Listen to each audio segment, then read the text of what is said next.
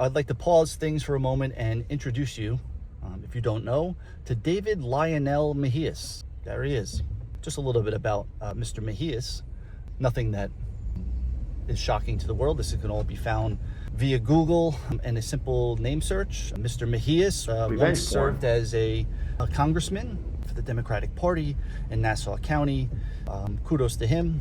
When he was running again for his seat, he had to withdraw and resign from the race because he was arrested for domestic issues. This was not the first time that Mr. Mejias was arrested for domestic issues.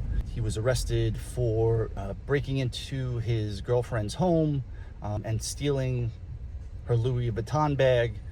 I guess it was a bag that he bought for her, so maybe it wasn't stealing. I don't know if he was paying the rent on this apartment as well, so maybe it wasn't trespassing.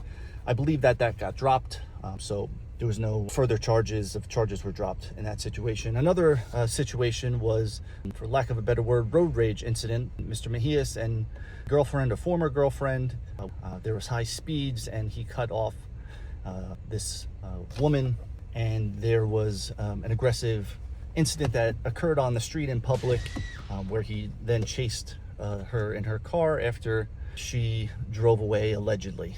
I don't know. This is what the article said in Google when I searched it. The charges against Mejias were also dropped. So, take it for what it's worth. But the reason I'm bringing these things up is, I think that at the very least, a parent would have concerns if someone with these alleged arrests were spending time with their child. My children, Jack and James, are not with me all the time. They were with their mother.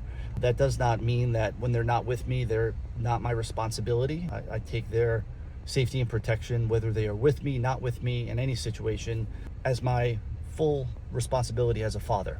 I would have liked an opportunity to sit down with Mr. Mejias, and I said this to Jackie via OFW, via message.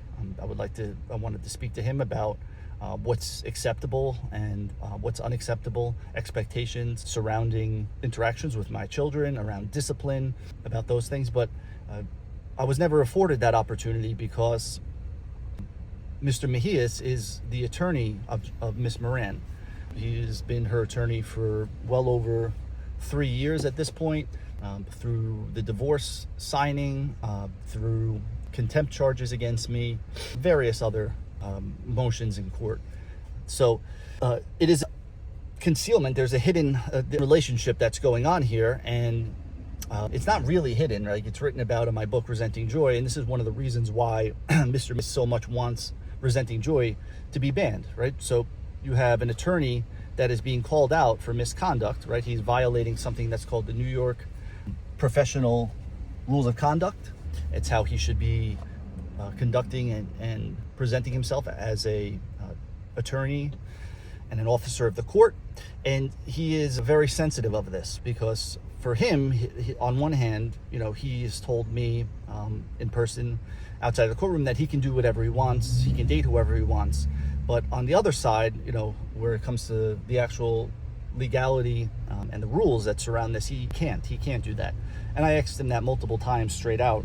I asked him if he's allowed to date his clients, which he would not respond to. I told him also flat out that he's an adult, right? And he should not be trying to hide his relationships. And, my thing is I just want transparency. I want to know who is around my children. But for whatever reason, they choose to keep and continue to keep this a secret, right? And where this kind of really upsets me is a few days ago was the last day of school for public school students on Long Island. James had his last day of kindergarten, and as the day ended, I reached out to Jackie and I asked her if she could do a FaceTime with the boys, as I wanted to talk to both the boys, but I wanted to speak to James about how his last day was and how his last day of kindergarten was.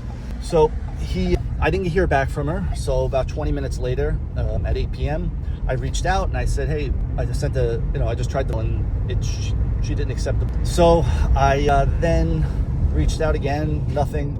And then I got a text message around 9 p.m. that said the boys were sleeping. Okay, well, they clearly weren't sleeping at 7:40. They don't go to bed that early when I text text her.